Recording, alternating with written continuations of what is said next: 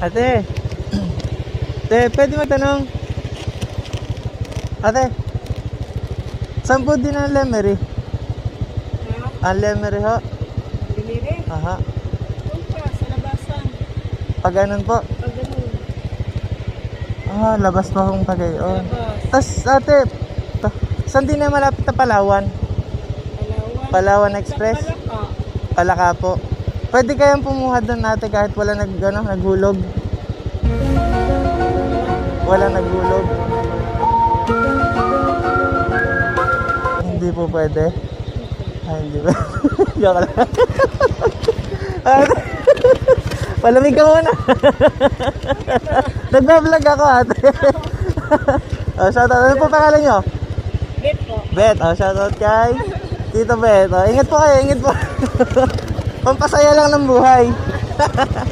Sige po, salamat.